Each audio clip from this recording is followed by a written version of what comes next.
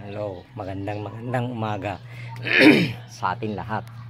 Yan, kung saan nandito na naman tayo sa taas.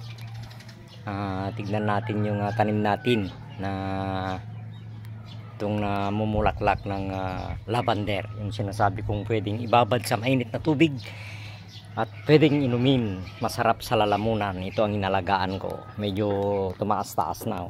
Dumami na. Ito, tumaas-taas na. Tingnan nyo. Pero yung nabali dito, yung nabali noon, medyo bumagal. Inunaan da ito yan eh. Siya na ang nanguna. Meron pa akong mani dito. Galing sa Isabela.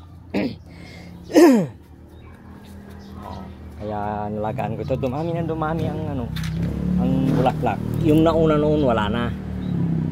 Ngayon, dito na naman.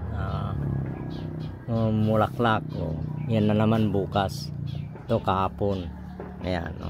Sunod-sunod yan. Dumami na. Yung mga kanyang ando sa ringit na. Ayan. Dumami na yan. Hanggang doon sa taas.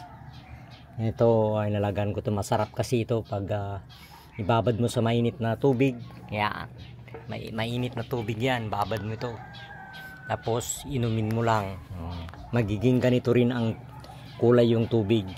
Dapat pagbabad ka dito kung 5, 10 kung lumaki na ito, kasi pag lumaki na yan hanggang diyan sa taas, dami na ang ng bulaklak, hundreds na yan, kahit 20 ganon ang inaano mo, ang ibabad mo na sa tubig. Kasi noon meron akong binabad na binigay nila. Yan. Nasubukan yung parang masarap sa lalamunan, yung malambot ba pag pumasok yung tubig. Kaya yan nalagaan ko. Sayang na kasi nabali kasi yung kwan dito. Nabali yan. Kaya nauna na yung isa. Ito noon hanggang dito lang, ngayon diyan na. Kaya inalagaan ko yan.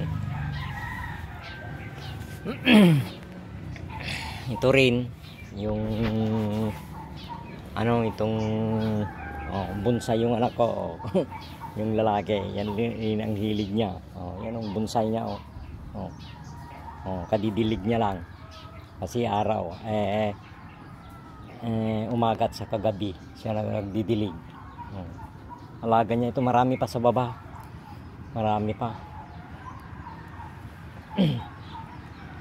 Ito Bannasi, alam niyo yung Bannasi. Bannasi. So hanggang dito na lang aking sana panoorin nyo aking vlog na ito. Yan, bye bye sa iyo. Bong Mariano Vlog. Yan.